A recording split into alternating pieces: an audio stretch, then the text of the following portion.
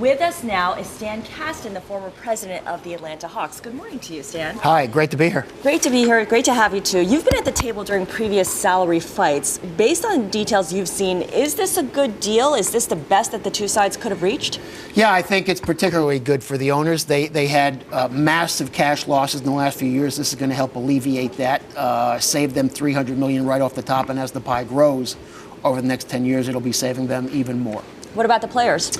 Well, the players are going to be able to still retain their status as the highest paid employees ever in the history of the world. Their average salary is going to be over $5 million, and we're going to have a stronger league because there's going to be more competitive balance throughout the league, and a stronger league is better for all the players. More competitive balance. Which specific small market teams stand to benefit the most? Well, I think all the small market teams, the New Orleans, the Charlottes, the Minnesotas, the Sacramentos, in a couple of ways. First of all, the overall bill is going to be lower. It's going to go from 57% down to 50%. In addition, there's going to be greater parity, greater opportunity for you to retain your own players and maybe even recruit other free agents. And finally, in this deal, there's going to be a revenue sharing component much more robust than there ever was in the old deal. What about the bigger market teams, the New York Knicks, the LA Lakers? Well, the Knicks are in a good position to take advantage of the future, but the Lakers, the Dallas Mavericks teams with which have a mature roster with a lot of contracts, they're going to have some scrambling to because they need to start to pare back because the penalties start to get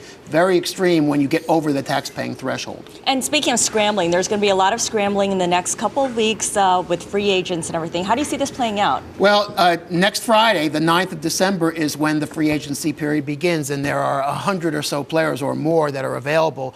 It's going to be an exciting time. A lot of scrambling. Teams are preparing right now for who they want to sign.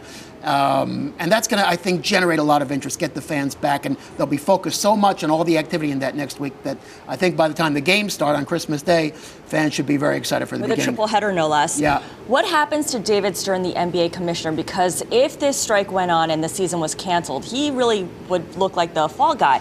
What happens to him now? I think David is in as good shape as he's ever been. He's the highest paid of all the commissioners, and He I think lose any credibility here, or not at all, because I think what he gained was extraordinary. Again, reducing the player share from 57% to 50% was a huge victory for him, and his legacy is very secure. Do you think this strike could have been avoided? Well, I do think that if you looked at the history of recent work stoppages, I think the owners had all the leverage, and the players, I think, knew that. I think the players, the rank and file, might have made an earlier settlement, but there was a group of insurgent agents that really was fighting against any settlement. Agents opposed to Billy Hunter's program, and I think there still may be events happening on that front. I don't think the agents for the top players are happy, and I think they may try to do something about it in the future.